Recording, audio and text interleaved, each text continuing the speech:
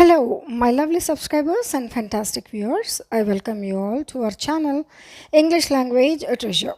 How are you all? Hope you all are doing good. Maybe you all are preparing for the New Year's celebrations, right? Okay. ఎవరైనా నా ఛానల్ని మొట్టమొదటిసారిగా చూస్తున్నట్టయితే like చేయండి, share చేయండి, subscribe చేయండి. మీ subscription నాకు ఎంతో ఎంకరేజ్మెంట్ని ఇస్తుంది. Okay, all right, let's get started. Telugu to English basics episode 10లోకి మనం వచ్చాము. ఇక్కడ నేను కొన్ని వర్డ్స్ ఇవ్వడం జరిగింది. ఈ వర్డ్స్ని 4 వర్డ్స్ కానీ ఒక్కొక్క వర్డ్ని డిఫరెంట్ సిచ్యుయేషన్స్లో డిఫరెంట్ సెంటెన్సెస్లో ఏ రకంగా ఉపయోగించవచ్చు అనేది ఈ వీడియోలో తెలుసుకుందాము. Number 1 accidentally, number 2 bitterly, number 3 ఎలిగెంట్లీ and number 4 courageous. అయితే ఈ పదాలకి తెలుగు అర్థాలు ఏంటంటే యాక్సిడెంటలీ అంటే అనుకోకుండా, లేకపోతే అకస్మాత్తుగా, కొన్నిసార్లు సడన్గా మనకు తెలియకుండానే మన చేత కొన్ని పనులు అయిపోతుంటాయి, యాక్సిడెంటల్ అని అంటుంటాం. సెకండ్ ఏంటి, బిట్టర్లీ అంటే తీవ్రమైన ఆందోళన చెందటం, లేకపోతే చాలా బాధపడటం, చాలా కష్టపడటం అనేది. తర్వాత మూడోది ఏంటి, ఎలిగెంట్లీ అంటే ఎలిగెంట్ అంటే సున్నితమైన లేక అందమైన అని కూడా చెప్పచ్చు. నెంబర్ 4 ఏంటి, కరేజియస్ అంటే ధైర్యంగా, సాహసవంతంగా అనే తెలుగు అర్థాలు వస్తాయి. సో వీటిని ఏ రకంగా సెంటెన్సెస్లో ఉపయోగించవచ్చు, డిఫరెంట్ ఎక్స్ప్రెషన్స్లో, అంటే ఒకే వర్డ్ని రకరకాలుగా ఉపయోగించడం ఏ రకంగానో చూద్దాం. Okay, all right, the first word is accidentally. మొట్టమొదటిగా యాక్సిడెంటలీతో సెంటెన్సెస్ చూద్దాం. నెంబర్ 1, ఆమె అనుకోకుండా ఆ ఫైల్ని డిలీట్ చేసింది. ఈ రకంగా చాలాసార్లు జరుగుతుంటాయి కదా, అనుకోకుండా కొన్ని పనులు జరిగిపోతాయి, మనకు తెలియకుండానే ఏదో ఒకటి చేసేస్తుంటాం, ఇంకోటి ఏదో అయిపోతుంది, రైట్? సో దాన్ని ఇంగ్లీష్లో she accidentally deleted the file అని చెప్తాం. Okay, the second one is ఆ వెయిటర్ అకస్మాత్తుగా గిన్నెని నేలపై పడేశాడు. చాలాసార్లు ఇట్లాంటి సిచ్యువేషన్స్ మనం చూస్తుంటాము, హోటల్స్లో కానీ లేకపోతే ఏదైనా దాబాస్, ఏదైనా రెస్టారెంట్స్లో వెళ్ళినప్పుడు ఆ వెయిటర్స్ 2-3 థింగ్స్ ఒకేసారి పట్టుకొని వస్తుంటారు. కొన్నిసార్లు ఎవరైనా తగలటమో, చెయ్యి జారటమో ఏదో జరిగి అది యాక్సిడెంటల్గా కింద పడిపోతుంది. సో దాన్ని ఇంగ్లీష్లో ఏమంటాము, తెలుగులో ఏమంటాము, ఆ వెయిటరు అనుకోకుండా గిన్నెని నేలపై పడేశాడు. సో దాన్ని ఇంగ్లీష్లో the waiter accidentally drops the dish on the floor. The waiter accidentally drops the dish on the floor అని ఇంగ్లీష్లో చెప్పడం జరుగుతుంది. Okay, the third one is నేను వెనక్కి తిరగగానే అనుకోకుండా అతని ముఖాన్ని కొట్టేశాను. అంటే కొన్నిసార్లు మనం ఏదో పని చేసుకుంటే గబుక్కని ఇటు వెనకాల ఎవరున్నారో తెలియకుండా గబుక్కు తిరిగేస్తాం. తిరగగానే వేరే వాళ్ళు ఉంటే వాళ్ళ మొహం పచ్చడైపోద్ది కదా, లేకపోతే వాళ్ళ కిందన్నా పడతారు, తలకన్నా తగులుతుంది, ఏదో జరుగుతుంది. సో ఇక్కడ కూడా అదే జరిగింది. నేను వెనక్కి తిరగగానే అనుకోకుండా అతని ముఖాన్ని కొట్టాను. దాన్ని ఇంగ్లీష్లో as I turned around I accidentally hit him in the face. As I turned around I accidentally hit him in the face అని ఇంగ్లీష్లో చెప్తాం. Alright, the fourth one is అతను అనుకోకుండా గ్లాస్ పైన కొట్టేశాడు. ఆ గ్లాస్ మేబీ టేబుల్ మీద పెట్టి ఉంటుందేమో, ఇట్లా ఏదో చేస్తున్నట్టున్నాడు, గబుక్కున గ్లాస్ మీద తన చేయి టప్పుమని తగిలేసి అది కింద పడిపోయి ఉంటుంది. సో దాన్ని తెలుగులో ఏమంటాము, అతను అనుకోకుండా గ్లాస్ పైన కొట్టేశాడు, రైట్? దాన్ని ఇంగ్లీష్లో he accidentally knocked the glass over. Okay, he accidentally knocked the glass over. Alright, okay, the second word is bitterly. Actually bitter అనేది చేదు అని మీనింగ్. బిట్టర్ అంటే చేదు, కానీ బిట్టర్లీ అంటే చేదుగా, అంటే తీవ్రంగా, అంటే చాలా సహించుకోలేనంత అనే మీనింగ్ వస్తుంది. బిట్టర్లీ అంటే తీవ్రంగా, చాలా ఎక్కువగా అన్నమాట అర్థం. సో ఈ వర్డ్తో కొన్ని సెంటెన్సెస్ ఎట్లా మనము ఎక్స్ప్రెస్ చేయొచ్చు అనేది చూద్దాం. నెంబర్ 1, గాలి కరిచేంత చల్లగా ఉండింది. ఏదైనా హిల్ స్టేషన్కి వెళ్ళినప్పుడు లేకపోతే -డిగ్రీస్ ఉండే ప్లేసెస్కి వెళ్ళినప్పుడు గబుక్కున చల్లగాలి వస్తే అది మనల్ని యాక్చువల్లీ ప్రిక్ చేసేస్తుంది, కుచ్చుకున్నట్టు అయిపోతుంది, కరిచేస్తున్నట్టు ఉంటుంది. సో తెలుగులో గాలి కరిచేయటం అంటే ప్రిక్ చేస్తున్నట్టు, కరిచేంత చల్లగా ఉండింది అప్పుడు మేము వెళ్ళినప్పుడు అన్నమాట అర్థం. సో దాన్ని ఇంగ్లీష్లో the wind was bitterly cold. The wind was bitterly cold అంటే కరిచేంత అంటే బిట్టర్లీ, కోల్డ్ అంటే చల్లగా.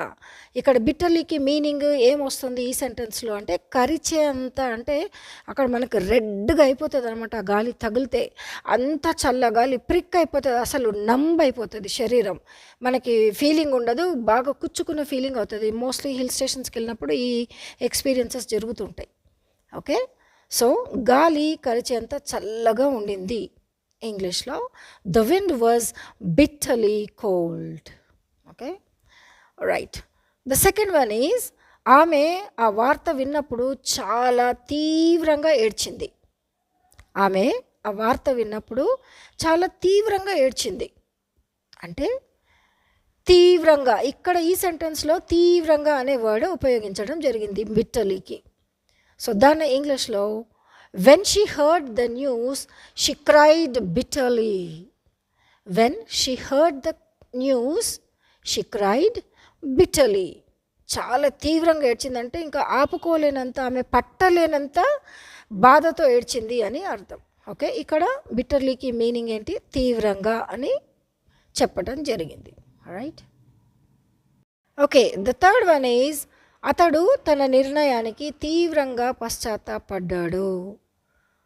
అతడు ఒక నిర్ణయం తీసుకున్నాడు, అది తీసుకున్నందుకు తనకు ఏదో తప్పు జరిగిపోయింది, సో దానికి పశ్చాత్తాపడ్డాడు. సో ఆ సెంటెన్స్ ఎట్లా ఉంది, అతడు తన నిర్ణయానికి తీవ్రంగా పశ్చాత్తాపడ్డాడు, అది తెలుగు సెంటెన్స్. దాన్ని ఇంగ్లీష్లో he bitterly regretted his decision. He bitterly regretted his decision. Bitterly అంటే ఇక్కడ కూడా తీవ్రంగా, రిగ్రెటెడ్ అంటే పశ్చాత్తాపడటం, డెసిషన్ అంటే నిర్ణయం. అతడు తన నిర్ణయానికి తీవ్రంగా పశ్చాత్తాపడ్డాడు. He bitterly regretted his decision. Okay, right. The next one, fourth one is ఆ ఫలితాలు తీవ్రంగా నిరాశపరిచాయి. మేబీ 10th ఎగ్జామ్ రిజల్ట్ అయి ఉండొచ్చు, 12th ఎగ్జామ్ రిజల్ట్స్ అయి ఉండొచ్చు, ఇంకేదన్నా రిజల్ట్ అయి ఉండొచ్చు, maybe some medical test medical examination test అయి ఉండొచ్చు, ఏదైనా అయి ఉండొచ్చు. సో ఆ ఫలితాలు అంటే ఏదైతే మనం రాస్తామో దానికి వచ్చిన జవాబులు అనమాట. ఆ ఫలితాలు తీవ్రంగా నిరాశపరచాయి. ఇది ఇక్కడ ఎవరిని సూచించట్లేదు, ఇట్స్ జనరల్ స్టేట్మెంట్. సో దాన్ని ఇంగ్లీష్లో the result was bitterly disappointing. The result was bitterly disappointing. Okay, right. Okay, now will see the third word elegantly. Elegantly అనే వర్డ్ చూద్దాం. ఎలిగెంట్లీ అనే దానికి మీనింగ్ ఏంటంటే సున్నితమైన లేకపోతే అందమైన అని కూడా అనొచ్చు. రెండు అర్థాలు ఇంకా వస్తాయి, కానీ సున్నితమైన, అందమైన అని చెప్పడం కూడా జరుగుతుంది. Okay, okay. The first sentence is తెలుగులో రాధ సున్నితంగా అందంగా నడిచింది. రాధ సున్నితంగా అందంగా నడిచింది. కొన్నిసార్లు ఇట్లాంటి ఎక్స్ప్రెషన్స్ ఇస్తూ ఉంటాం కదా, ఎవరైనా వాళ్ళ నడక కానీ లేకపోతే వాళ్ళ బాడీ లాంగ్వేజ్ అందరినీ ఆకట్టుకుంటాయి. సో ఇక్కడ రాధ నడుస్తుంటే అందరికీ అందంగా అనిపించింది. సో ఆ సెంటెన్స్ ఏంటి, రాధ సున్నితంగా అందంగా నడిచింది. దాన్ని ఇంగ్లీష్లో Radha walked elegantly. Radha walked elegantly. మనం ఇట్లాంటి కాంప్లిమెంట్స్ ఎవరికన్నా ఇవ్వచ్చు. ఎవరైనా మంచి బాడీ లాంగ్వేజ్, మంచి బ్యూటిఫుల్గా మాట్లాడుతుంటే you can say that your way of talking is elegant, you walk ఎలిగెంట్లీ అని వాళ్ళకు మనం కాంప్లిమెంట్ కూడా ఇవ్వచ్చు. Okay, right. సెకండ్ వన్ ఏంటి, అతడు సున్నితంగా ఆ ప్రాబ్లమ్ని సరిదిద్దాడు. అంటే శుతిమెత్తగా అతడు సున్నితంగా ఆ ప్రాబ్లమ్ని సరిదిద్దాడు. అంటే ఎవరిని హర్ట్ చేయకుండా, ఎవరిని ఏమీ అనకుండా, నెమ్మదిగా పీస్ఫుల్గా మాట్లాడి చక్కగా అందరితో నవ్వుకుంటూ ఆ ప్రాబ్లమ్ని సాల్వ్ చేసేసాడు అనమాట. సో దాన్ని అతడు సున్నితంగా ఆ ప్రాబ్లమ్ని సరిదిద్దాడు అని తెలుగులో. ఇంగ్లీష్లో ఏంటి?